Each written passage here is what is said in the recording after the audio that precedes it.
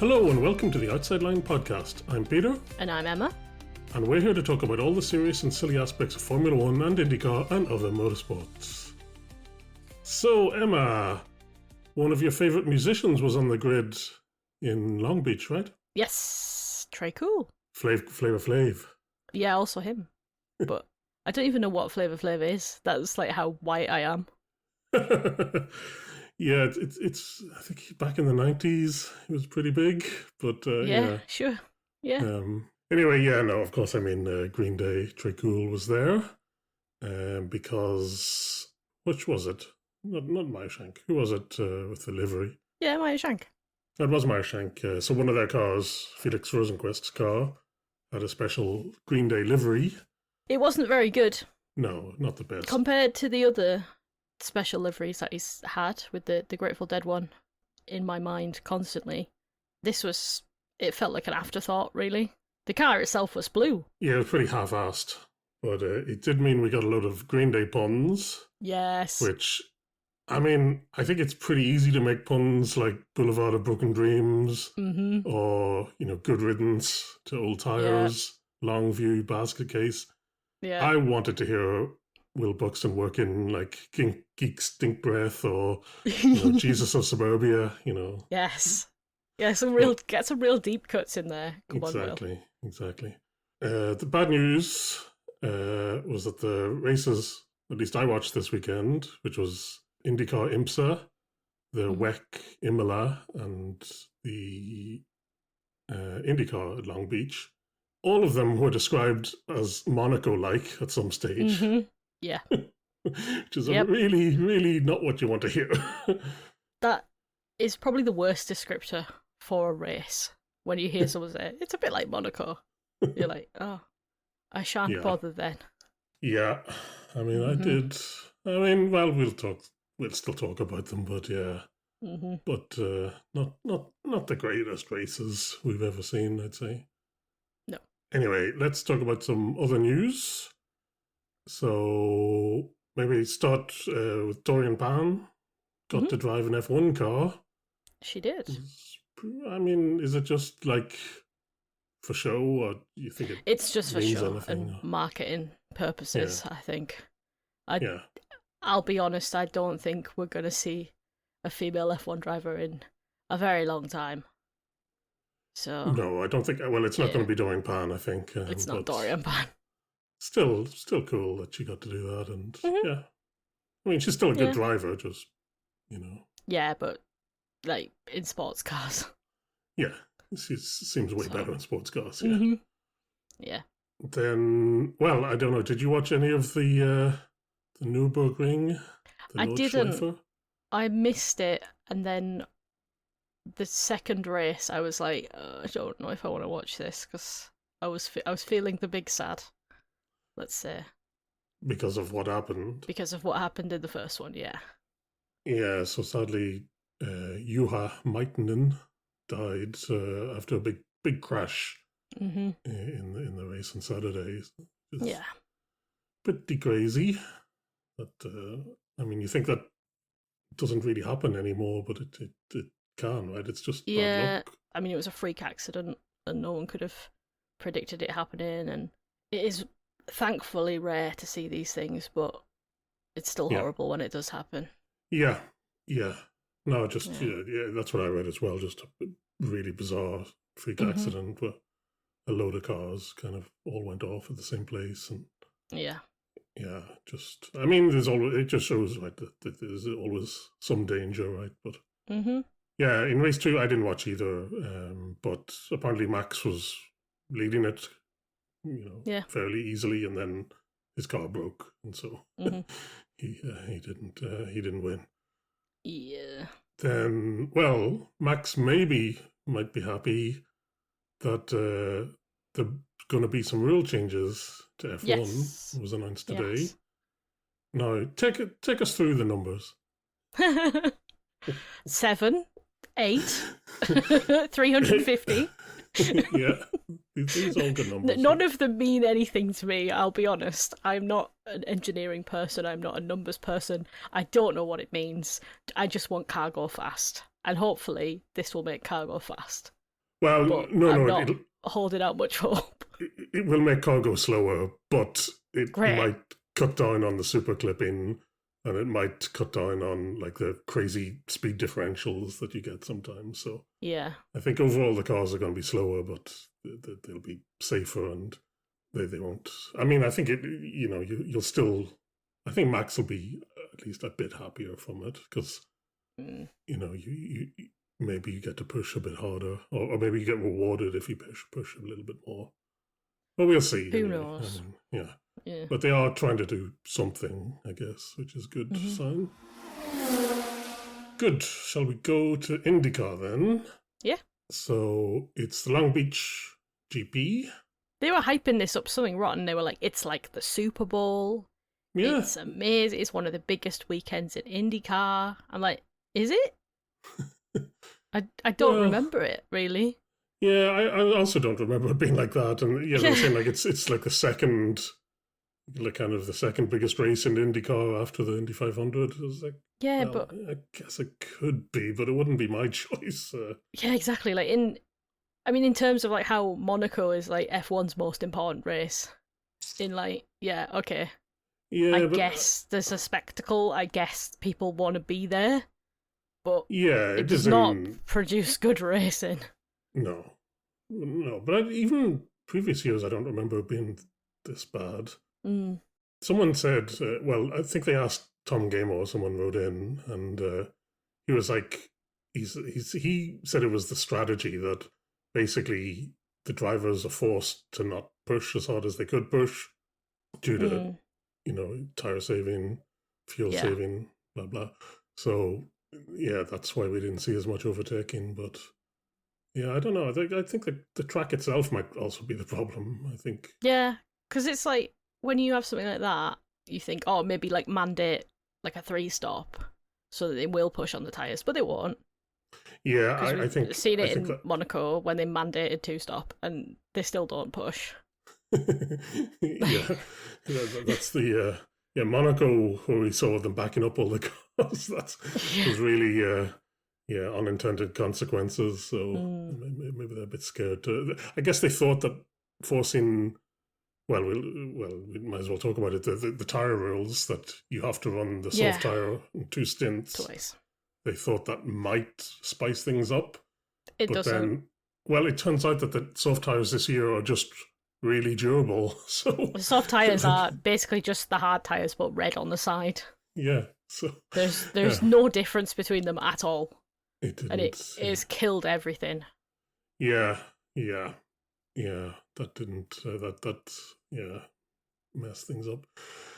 Anyways, what to say? Well, I didn't watch. Oh no, I did watch one of the free practices, but they were. Well, they were trying to hype Grosjean up, which not. I mean, it's never going to happen.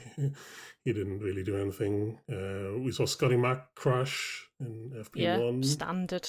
Really. Well, he seems to do it every week now.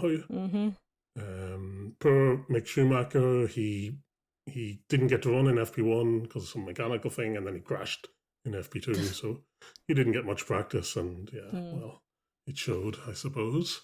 Yeah. And then the other interesting thing that they mentioned was that Arthur Leclerc was there. Yeah, I saw him. He might be. They were saying maybe he's going to do Indy next, which. Oh, that would be nice. Yeah, that's interesting. That would be nice. I like that. Given might watch Indy next. Yeah. So that would be cool. Yeah. But I think maybe I guess he doesn't have the money to go straight in. Basically, he kind of has to prove himself. Because other people go straight in. You'd think his brother would help. Well, I don't know how much money do you actually need. Who knows? Charles sponsor the car with his, to advertise his records or something, or his ice cream. Or his ice cream, or his several million things that he advertises. Yeah. Actually, why not? Yeah. Why not? Come on, Charles. Put your hand in your pocket. I know you've got a wedding to pay for, but this could be second. All right, let's move on to the quali, and let's read out a list of names. So, Group A, or the first group, So Dixon, Palou, Power, Kirkwood, Simpson, and Rahal get through, which meant Newgarden and Rasmussen maybe the surprise people who got knocked out. Yep. Nolan Siegel was dead last. Yeah. And throughout the race as well. Well, I think we might talk about him at the end. I had one. Do we have to? Yeah. So, Group B, Makulas, Palou, Rosenquist. I've written Kirkwood again, so something's going on. Pato Award and Scott Dixon just sneaked in when nobody expected it. That was crazy. And poor Will Power got knocked out. So he did. Oh. Yeah, crazy. I mean, I can understand, like, Dixon had basically done nothing this whole season. And, well, did you hear what they were saying about him? That they didn't give him any data. They just gave him, like, the bare minimum. They didn't give him the deltas or anything. Because they think he might be over-analysing stuff. Yeah, my note there was, old man can't deal with technology. So. I don't think it is. I think that he relies too much on it and gets too caught up in the numbers. I think that's the theory. Exactly. So then, there's no point really talking about the Fast 12. They were doing this thing for the Fast 6 where they had a draft for what place you got to go, because they did again, the 1x1 thing that they tried in Arlington. So, but this time you got to choose where you go. And it just went 1, 2, 3, 4. So, everybody wanted to go out as soon as possible because, as we said before, the tire temp and the brake temps, that it's better to go out. I think the best time to go out is either like the top 3, because then they have an advert break between the second 3. Yeah. Which I think's massively unfair. Yeah.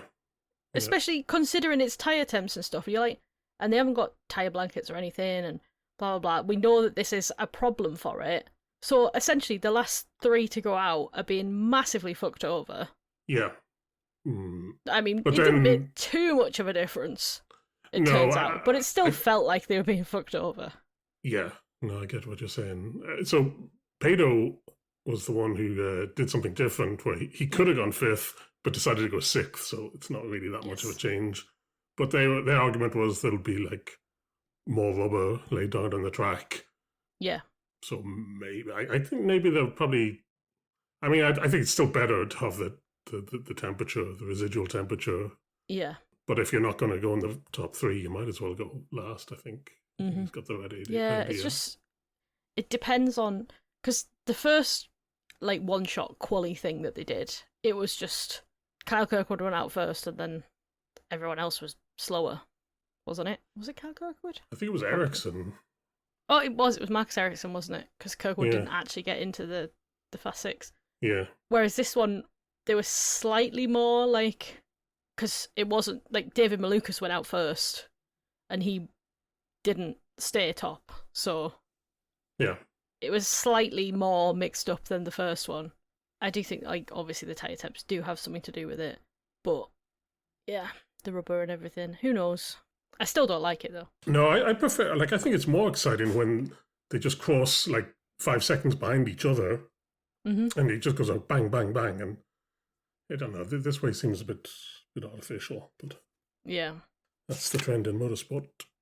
Anyway, Palou, he made a mistake, amazingly. Where he locked up in the final corner, which allowed Felix Rosenquist, to take pole. Yes. And basically he kept it. Award going last actually did get P2, so no, he wasn't that far off. Palou, he came 3rd, Kirkwood 4th, Malukas 5th, and Dixon 6th. Yeah. Okay, onto the race itself. Did you watch the warm-up? No, well, I did. So I recorded it and went to bed like a normal person and got spoiled as soon as I woke up. So I already knew that I was in for a good time. So I did watch the warm-up. I watched Flavor Flav and Trey Cool and Zen Dave and all of that good stuff. Yes. Actually, what I meant was the warm-up, which they did like at 6 p.m. not our that, time. no. No. the little free practice they do for no reason. No, I never watch that. That is useless. Yeah, I mean, you don't learn anything, but it was funny that everyone knew, right, Palou, Kirkwood are the ones to be like, and, you know, the people who might challenge Palou would be Award and Kirkwood, and they both had problems in the warm-up, so they didn't really get out at all. Kirkwood had a hybrid engine problem, Award, some bit where he puts his feet wasn't working properly, so... No. Yeah, so that was pretty ominous. But yeah, so you're saying you got the result spoiled. Yeah. I think that might be better for this race, because you knew what was coming. I mean, it kept me watching it, because I wanted to know when and how it happened. Yeah. But I'm going to say it, I stopped watching 20 laps before the end, because there was no point. Well, so something else might have happened. Didn't even watch it. Well, no, I couldn't be bothered. I just turned it off. So good, right? Good attitude. I watched it to the end, like that's live. nice. And great. But yeah, okay, right. The big question was that how long could the soft tires go? As long as the hard tires. Yeah, so that's what it turns out. Or at least anyway, you can do maybe like 25 laps on the soft and maybe 30 to 40 on the hard. So really, but that was basically the only jeopardy we had, like, at least that they were telling us that there might be jeopardy, but... That's just Will Buxton trying to hype it up. I think the teams basically knew. Anyway, we did see some teams mix it up. So the top four started on the soft, and the rest started on the hard, except one or two. Makulas there in fifth, he was the first of the people starting on the hard tire. So, okay, maybe there was some interest in, well, potential interest, let's say. Yeah. Anyway. No. Race starts. Very weird start. Very weird start. I think they should have aborted it and tried again, but they just carried on. Yeah. So, well, explain what happened. Basically, what happened was the top five sort of got to the start-finish line, and everyone, and like, it was it top 5 or 6? I don't know. But it was like everyone from like Willpower down was like just coming around the corner when they went to green. Yeah, but so the top 6 had sort of grouped up like they're meant to, and everyone else was still coming around the corner. Yeah. And it's like a full second gap, basically. Yeah, there was a huge gap back to power, and nobody else apart from the top 6 had formed into the 2x2. Yeah. So really, like, I think in any other racetrack that would have been waved off. They should have waved it off, because that's not how you start an IndyCar race. Yeah, but I think they did mention that Long Beach, it's very difficult for them to form up. So yeah, but they said like normally there is a gap, but not a massive gap. Yeah. But this is just, it was really weird. And then they were saying like, oh, maybe Willpower was doing it on purpose.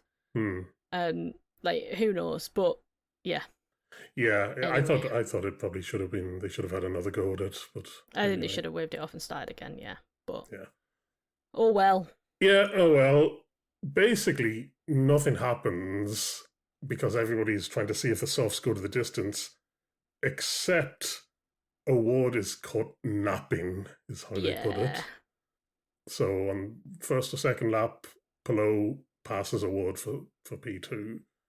Award seems to blame his spotter for not telling him it was about to happen, but... Has he not got mirrors? Yeah. Like, my guy, I love you, but look in the mirrors. Yeah, I mean, maybe he should have maybe got... Palou's behind you, you kind of expect it. Yeah. You should be looking for that, really. No, especially in the first couple of laps on a track where it's notoriously difficult to pass. Yeah, this is the opportunity. This is the best opportunity they're going to get, so you probably should be watching out for it a bit more. But anyway, well, it turns out, I think just the McLarens this year just are not... They're not there. They're not... It's the engine. The engine's just dog. Well, yeah, I guess it's the same for the Penske's as well, isn't it? They're just not quite on the base of the Honda. But yeah, so, I mean, it didn't really make a difference to Award's race, but still, no. probably best not to get past like that. yeah, everyone sort of puts like 1 second gaps between them and the car in front so that they don't hurt the tires as much, and then everyone's just waiting to see can they get to like 25 laps. Although Newgarden at least tries something different. Try something different. So he's stuck in like P12 or something, right? He's stuck behind Lundgaard. Yeah, so he starts in the hard, so you think, oh, okay, maybe he should go to like lap 40 or something, but yeah, instead he pits on lap 12 onto softs, gets him in free air, and then he starts pushing. And he is, in fairness, going like a second quicker a lap. Mm-hmm. But because of the pit lane in Long Beach, he has to make up 40 seconds, they're saying. Yeah. Which seems pretty unlikely unless there's cautions, which do happen occasionally. Mm-hmm. So, yeah, probably worth the gamble. It's worth a gamble, I think. Yeah, and so that is something to keep an eye on. You know, he gets ahead, and the Fox Sports team were like, yeah, keep an eye on Newgarden. Let's watch Newgarden. He's the best. Look, he's done something different. Shut up. Well, I really think they were trying to hype up anything in this race. Because I know. Well, there wasn't really much going on, so I think they knew what was going on, because the next thing they were hyping up was how good Palou's pit crew are and how inexperienced Felix Rosenqvist pit crew are. Yeah. So we do get some pit stops at lap 30, and it's a straight up race between Palou and Fro. But Felix Rosenqvist keeps the lead. He does. Award, I think he has to pit a bit earlier, so there's the overcut, and both Kirkwood and Makulas get past him. So again, just that engine is not as efficient. Although Makulas is the same engine, but anyway, so he's dropped even further back. Then Newgarden, he's 15 seconds ahead. So he still needs to make up like another 20 to kind of at least make it worth his while. But he pits into traffic, and he's stuck behind Armstrong. And he eventually does pass him, but he locks up when he does so, and there's a big flat spot on his tire. And then he has to go slow. And so that's that bit of excitement done, because he's not able to push. Even if he was, like, he's still in traffic, so I don't think there was any way his strategy was going to work unless there was a he was yellow. Definitely gambling on a caution. Yeah, that is the only way it would work. But it was funny because they were like, "Oh, you're gonna like the vibration that you get. You're gonna have like blurred vision and stuff." And you could hear him on the radio, his voice be like, Made me laugh so much. It was like, "Oh, the Aston Martin experience." Yeah, so that's that. Few people have problems. Ericsson retires because hybrid problem, which just like what happened to Kirkwood in the yeah, you'd think they would have maybe preempted that, but I guess not. And then Lundgaard, he had some sort of tire problem, and he had to pit early for some reason, so his race is done as well. Then, well, we actually do get a caution because there's a bit of something on the track. Something appears on the track. It's a weird bit of the car. I think it's something that like goes around the gearbox or the something. Yeah, it said it was like something from underneath, so who knows where it came from. But it was right on the racing line, so right on the racing line. I mean, I guess they have to call they have to do full course yellow and the safety car. Newgarden actually runs over it as if he wants to ruin his other tire then. But so this brings out the safety car. Rosenqvist, he was 3 seconds ahead, I think. So he had built up a little bit of a gap. Mm-hmm. But it's gone because the safety car now, everybody closes up. And the safety cars come at basically exactly the right time for everyone to do the second pit stop onto the hard. Or onto the soft for the other runners. So everybody pits. We do get, I mean, it is something you see in IndyCar, the chaotic pit stop. Yeah. So all, 20-something cars coming into the pit lane at once. It's just total chaos. Yeah. Again, they tried to hype Penske and Malukas here. Oh, that backfired on him. Yeah, exactly. He comes out even further behind. He's behind even his teammate, Scotty Mack. So, I mean, yeah, they really were searching for things to hype up, and just every one of them failed to deliver. I don't know if someone got run over in that pit stop as well.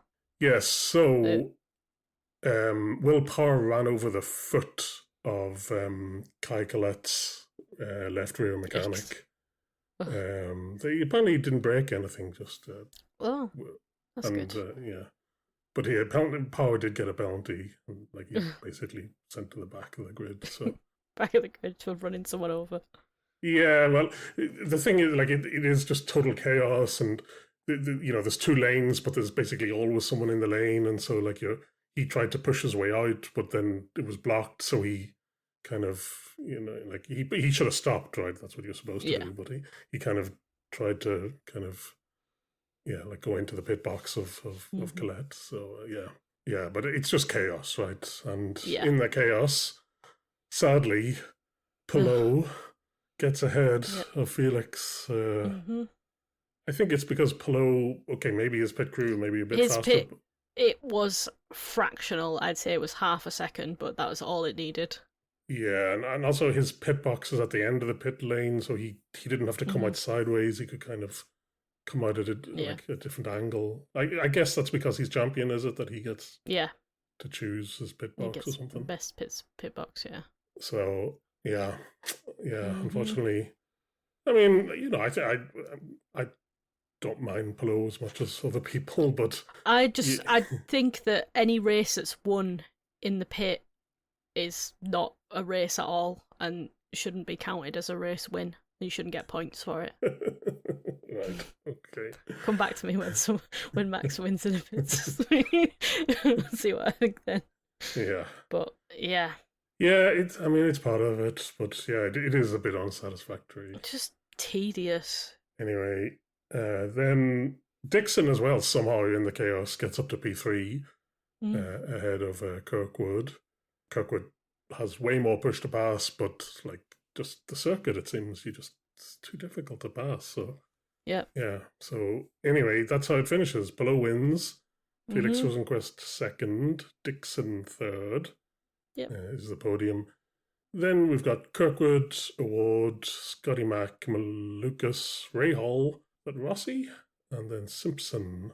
So see, I didn't miss much by stopping it 20 laps before the end, did I? No, but you could have, I guess. Yeah, but I didn't. So anyways, what do we have? So Palou, he leads the championship now by by 20 points. Kirkwood is there kind of on his own, and then there's a big group of people all together, about 40 points back, which is Malukas, Award, Lundgaard, Newgarden, Scotty Mack, and Dixon, all kind of in that bunch that I guess could make a move if things go wrong for Palou, but if Palou decides not to drive anymore, then yeah, maybe. Yeah. Well, we should also mention Felix Rosenquist. Really good result for him. Yeah. He'd been pretty middling so far this season. But it should have been a win. Well, it's nothing to do with him. So, right? It's I know, but that's what it should have been a win. So still annoying. Yeah, I'm sure he's annoyed. P2's great, but really annoying. Yeah. But they're also saying that he might be out of contract at the end of the year, so it was at least he sort of put his name out there as, maybe can sign get me. Decent results in a Meyer Shank, yeah. Yeah. I mean, not to be all conspiracy theorists, but they are sponsored by Acura. The race in Long Beach is sponsored by Acura. The IMSA race, spoiler alert, won by an Acura. Oh. Isn't it weird that... So are you saying Alex Palou ruined the rigging? Basically, yes. Yeah. Wow. No, he's a modern hero. Yeah. He might get taken out, depending on who rigged it. Yeah. Well, fingers crossed. I wasn't going to say that, but yeah. Yeah, Felix needed a good race and got one. Dixon, I'd say, he also needed a good race because. Well, he's been having good races, but he actually got the good qualifying that he needed. Because I think Yes, that's yeah, what he was properly missing, was a good qualifying. That's true, yeah. So, and he got that, so that's good. Yeah, and then the other Chip Ganassi car, Simpson, they were really like giving him a lot of praise in the Fox Sports booth, which is mad because so mid to me. Yeah. So I went back and I looked like, why is he there, right?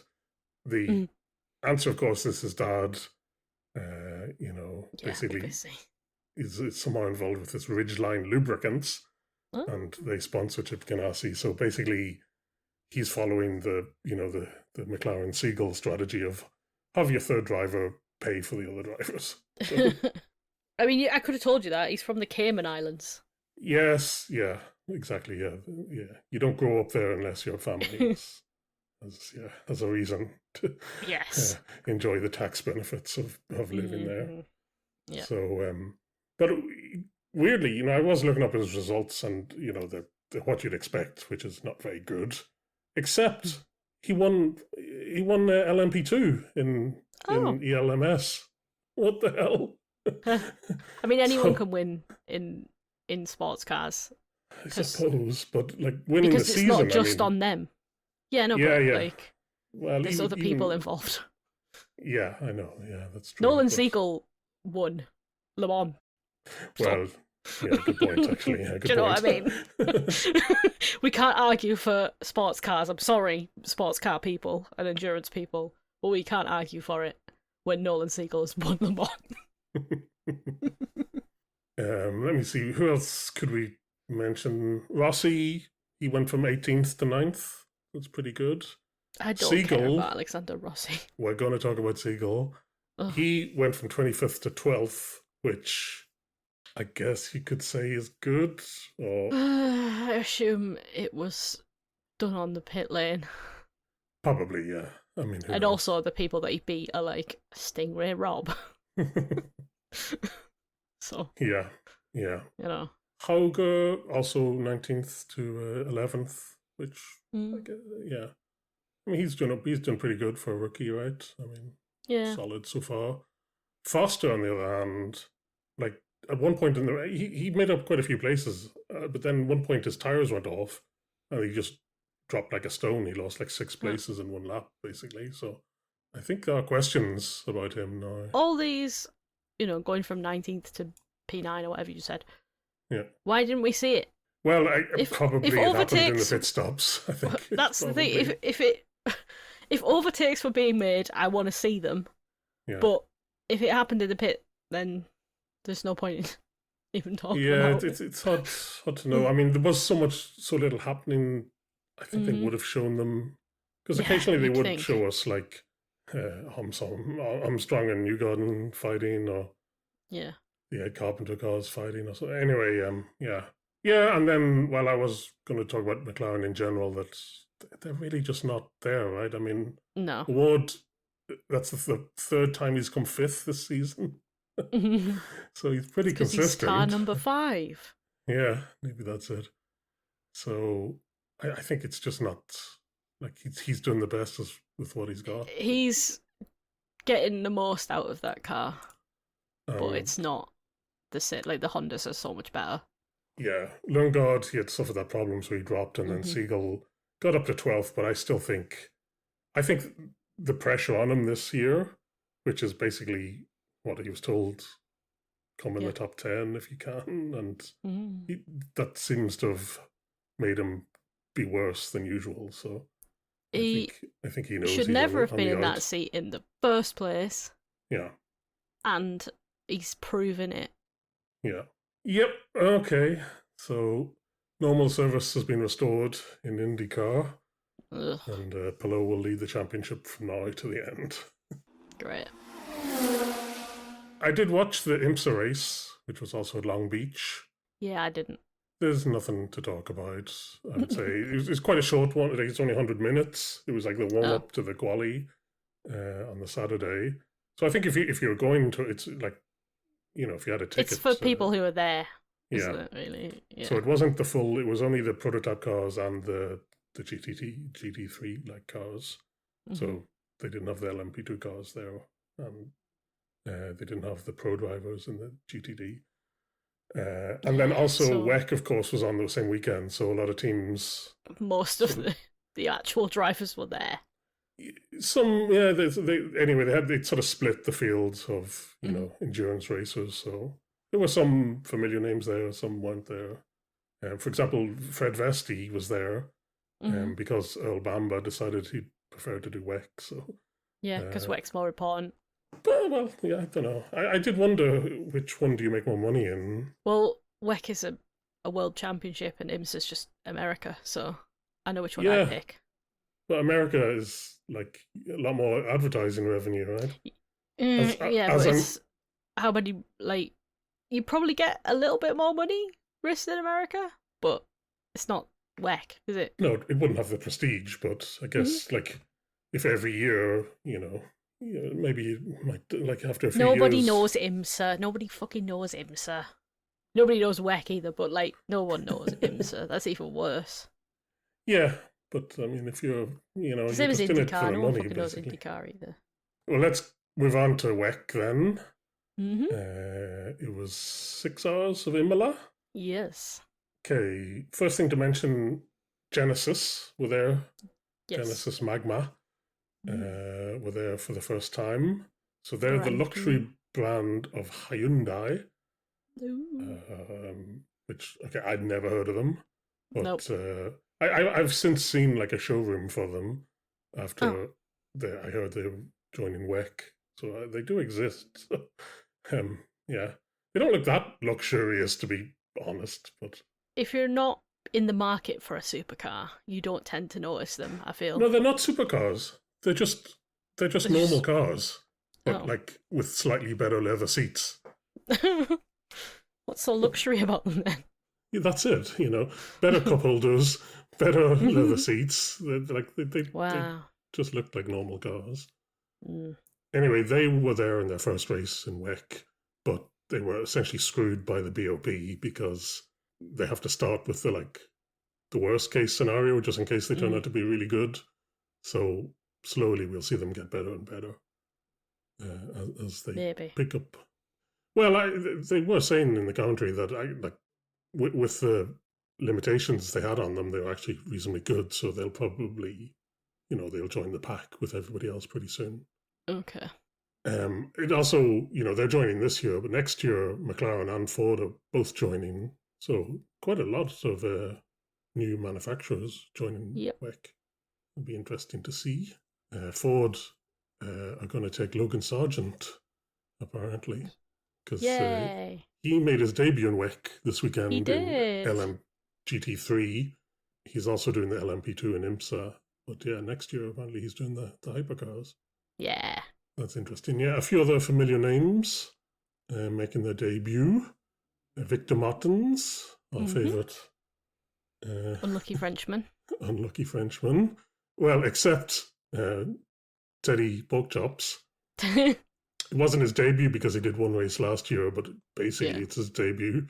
It's his first full season. First full season. So which one of them is more unlucky? I don't know. I'm still going to say Victor Martins. Oh, so those two. And then Nick Cassidy, surprisingly, was making his debut in hypercars. Because I kind of assume that all the Formula E people, do WEC, have done WEC. But yeah, apparently Nick Cassidy hadn't. Or hadn't been in a hypercar before. So he was there. I'm sure he's done IMSA before, though. Yes, Nick Cassidy. Well, so he definitely did. He definitely did Daytona this year. But but I'm sure he's done it even before that. So but it was good to see him as well. Yeah. So then usual names. Won't go through them. A lot of Formula E people. There was a new face, and I don't know how much you know about video games and stuff. Probably not a lot. But there's a guy called Gray Newell. Nope. I didn't hear about him. And Gray Newell is the Aston Martin Heart of Racing, and his dad is Gabe Newell, who owns Steam. Right, yeah. And also the racing team. But yeah, so that's his son. is in that car. So there you go. Oh, The good kind of interesting. nepotism when it's someone you like. Someone who's actually a nice person. The goodest billionaire. Yes, so let's talk about Quali. My only note from Quali is that a man swore on television. Well, I missed that, so I didn't even see that. Oh. Yeah, so Quali in Hypercar was extremely close. Basically, the top four was all within 73 thousandths of a second of each other, which is crazy. Although in the BOP era, it's not that crazy, right? It just means that it's working. So we saw Giovinazzi take pole in the number 51 Ferrari. Yes. But you also had Hirakawa up there, the Peugeot up there, Buoko in the other Ferrari was up there, and Maltha Jakobsen did really well as well. And we were talking about him just last week in Elms because he won the LM2 Pro-Am. So he's making a name for himself, I think. Mm-hmm. Then in GT3, another thing we talked about last week was Garage 59. Yes. Now, do you know which number cars they were running this weekend? I know one was number 10. Yeah. I don't know the other one. I mean, Garage 59. Can you guess Was the it other number? 11? No, it was 58. Oh.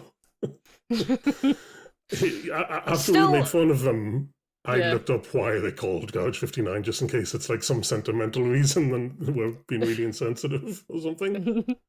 But no, they're called Garage 59 because in 1995, the number 59 McLaren F1 GTR won Le Mans in the debut race and won it, like, was a GT car, but beat the prototypes. So apparently it was like crazy rain and stuff. So yeah. And I think the prototypes weren't that good back then. So so I mean, it's still pretty. It's still pretty uninspired. So yeah. I think they're referring to, because there is Garage 56 in Le Mans. That's the one that won the crazy cars. So do you remember there was that? Yes, the big NASCAR thing. The giant NASCAR, yeah. That Jensen Button was driving around. So they're called Garage 56, but that makes sense. It's like a one-off thing, but yeah. Mm-hmm. Anyway, their car, the number 10, got pole. Mm-hmm. Tom Fleming put it on pole. Who we also mentioned last week as well. Oh, yeah. No, I did want to mention the number 34 car, which is the Team Turkey car, but for some reason they have two Irish drivers. And in, the way they, in WEC, they first do the quali, which the top 10 go through to the, like, hyperpole, they call it, or something like that. Yeah. And in the first round, like Q1, you have to run your bronze driver in the GT class. And for Team Turkey, their bronze driver is this Irish guy called Peter Dempsey. Mm-hmm. And I looked up where he came from, because basically he hasn't raced since 2013. Huh. I don't know exactly how they decided to get him, but anyway, he was like, he was in Indy Lights going for IndyCar, right? Okay. In 2011, and he got some podiums, like he was doing okay, and he was with this team called O2 Racing, and the team owner basically alleged bias in the technical inspections. Withdrew from a race, encouraged all the other teams to boycott it until they changed the rules, but nobody did that. So he got suspended, his team got suspended, and this guy Dempsey got kicked out of him. Well, he lost his seat then. He did get picked up by Andretti for a few races, but then, the next year, the same thing happens to him, that the team he was with pulls out halfway through, so he can't complete the season. And the next season, he wins the Indy 100, which is what Indy Next was called there, like Indy 500 race. Apparently it's a crazy finish, like 4 cars, like all crossing the line at the same time.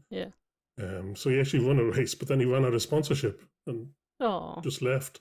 He could have won it, and then he gives up on racing and sets up his own team called Turn 3 Motorsport to run cars in the IndyCar feeder series, the USF 2000 and USF Pro 2000. And so he's been doing that since 2016, and then somehow he's called up out of nowhere to take part in WEC. And that's weird. He came top in the quali. Yeah. Like his teammate screwed it up in the Hyperpole, but yeah, isn't that mad? Yeah. What a crazy story. He could have been like a world champion if he hadn't given up. Well, yeah, I think. If he found somewhere else to go, like if he'd gone into sports cars, he could have been like world champion in WEC. Yeah. Crazy.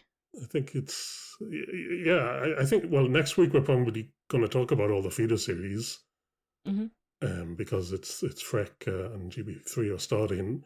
But the more I learn about it, the more it's just like you're either rich or you're lucky, and yeah, you get people who just like show a lot of promise, but don't get to like fulfill their potential. It's mad. Yeah. But I guess it's it's the world, isn't it? Oh well. It is. Anyway, what can we cheer ourselves up with? Maybe Kimi Antonelli. Oh, Kimi. Little Kimi was there to wave a flag. Yeah. He was giving a lot of support to the Ferraris. You think that? Well, it's because he's Italian. Yeah, but there were Mercedes there. Mainly. Not in the hypercars, but yeah. Yeah, but hypercar. You'd go to the hypercars. And he is Italian, so he only lives around the corner anyway, so of course he was there. Yeah. So, yeah, it was good for him. These, of course, very well media trained, like, being groomed to be an F1, so, they ask him questions, and he always says, yeah, I'd love to race hypercars someday, but yeah, right now my focus is on F1, which bit busy right now in the series, but okay. Right. Okay. Let's talk about the race a little bit. I mean, I didn't watch all of it, but to be honest, it was on. It's hard. 6 hours is a lot. Like you can basically only watch it in the background, and yeah. So in the start, you have this number 50 Ferrari. It started on soft tires, which meant it was able to overtake the Toyota and P2 ahead of it. And it looked like the two Ferraris were just going to run away with it at this stage. But of course, because it's WEC, there's going to be loads of safety cars and stuff. So any lead you build up is pointless.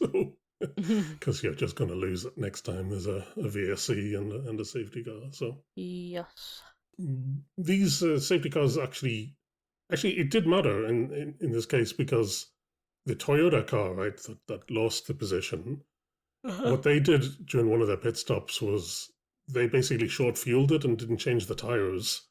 So it took it was way shorter than it could have been, and way shorter than the 51 Ferrari. Sorry, the 50 Ferrari. So they basically regained that position, P2, by doing that, and then the safety car let them kind of pit properly for fuel and tires. So that actually got them position. It was clever, It's, I think also done in the pit lane, so doesn't count. yeah. Let me see some other things to mention. The Lotus cars, they had a really bad time on one lap, where one of the cars had to retire and the other car stopped on track. So a really bad 1 minute for the Lotus team. Then there was some penalties. I think that's what they always say that's what the drivers say at the start of the race. They're like, we just want to keep it clean and because it's so easy to get penalties. It seems like everybody gets penalties. Penalties for all sorts of shit as well. I mean, it's usually pit lane infringement, and then they never go into detail about what that actually is. Yeah, pit lane infringements or speeding safety during car, or VSCs or FC have full course yellows and stuff. So so basically you got to be super, luck or clean, basically, to avoid these penalties. But it really does happen. So that number 50 Ferrari did pick up one of these. When I think it's because you've got to be like massively alert, figuring out what you're doing, and when you like 2 hours into a stint, you're gonna be a bit knackered, and that's when people slip up and they get these penalties. Yeah. But the stewards are like hot shit on it, so yes. they don't get away Although with sometimes it. it comes like an hour late, but Yeah. they do eventually find it. But yeah. But they will get it. Yeah. Right. Yeah. Speaking of the stints, I mean, because of IMSA, I think a lot of teams had less drivers than usual. So quite a few teams were doing like 3 hour, like only had 2 drivers and were doing 3 hour stints each, which is quite a lot. It is. Poor K-Mag looked even older than usual. Oh, poor K-Mag. He can't help his face. Yeah. He's the exception to the like millennials look younger rule. He's just like, oh, here's K-Mag, who's the same age as me. So.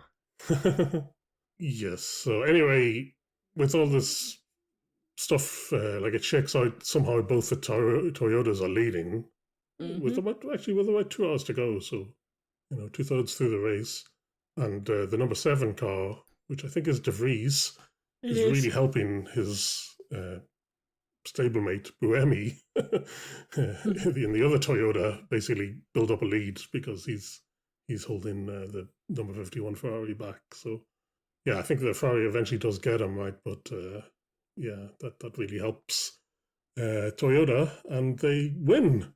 The number 8 car with Buemi, Hartley, and Hirakawa, they win the race. Apparently, it's 50 wins and 100 starts for Toyota in WEC. Pretty good. So, I thought Ferrari were like, the boring team that dominates, but it turns out it's Toyota, historically anyway. Because Ferrari have only been back in a couple of years anyway. Yeah, exactly, yeah. But I've only been paying attention to WEC for a couple of years, so. Yeah. Apparently, Toyota, so they're another evil empire, like Mercedes. Well, they've got Penske. Nick DeVries. They've hired Nick DeVries, so they have to be evil. But they also have Brendan Hartley, who I like. So yeah. So yeah, 51 Ferrari second, and the other Toyota third. In LMGT3, the number 10 McLaren was winning, but then some crazy power issue, and they basically broke down at the start of the pit lane. Yeah. Oh, so sad. So I wasn't, again, with GT3, sometimes it's hard to keep track of it. Hard, yeah, because they don't show it as much as the hypercars. So it's and like even on the screen, like they don't show you the, like sometimes they don't show you even like the position. So yeah. Anyway, the number 69, nice. BMW won. Number 33 Chevy second, and number 92 Porsche was third. So who was in the number 51 Ferrari? I think that was Giovinazzi. I can say that's Gio, isn't it? Yeah. Do you know what I call Giovinazzi? What? Italian Jesus of Suburbia! Take that, Will Buxton. Yeah. It doesn't really work though, because Green Day weren't at WEC, were they? No, but I worked it in seamlessly. Yeah. Seamlessly. Okay. Anyway, let's end on our usual features. Yes. So, yeah, I'm going to ask it the mean way. Was it a waste of time watching the racing this weekend? Yes, it fucking was. I'm glad I recorded it so I could skip through the boring bits and just stop early. I'm glad I slept instead of watching IndyCar. Yeah, fair enough. Yeah, I mean, yeah. Anyway, do we have a Wingfoot driver of the day? I don't know. Who's my driver of the day? None of them. No one deserved it. No, Felix Rosenquist. Oh, the Froyo. Yeah. Even if it was rigged. Yeah. Yeah, I don't know who I say. I can't give it. It feels wrong to give it to Buemi, but give it to De Vries. Oh, I could give it to Cassidy. I didn't mention Cassidy. He had Nick a terrible Cassidy. Debut. Oh my god! Stick to Formula E, mate, please. In the gravel. Yeah, Okay, no driver of the day. So do we have Okay, we do have an attack mode because we do have an attack mode. So basically, what reminded me of it was I don't even know what this because normally I give it like a title, but there is no like title for this. It's just I'm just gonna rant about this. But the people who message into Tom Gamer and ask stupid fucking questions like, would Alex Palou be good in F1? Of course he would. What a stupid fucking question. Is this like Monaco? I don't know. Watch. The answer's yes, but watch. Like, those stupid questions. And it's like, I understand people are expanding their horizons now that F1 hasn't been on for 2 weeks and everyone's pulling their fucking hair out. And they're trying to watch IndyCar. But my God, can we watch IndyCar without going, is this like F1 for 2 minutes? Because it's nothing like F1. It's more like F2. But, yeah, just those people. And also I noticed that Tom Gamer, I don't know if you heard him, he called the Green Day album Ducky. Yeah, yes. Yeah. Just disappointing. Like, I understand when you read it, it looks spelt the same way as the word cookie, but it's not pronounced like that, Tom.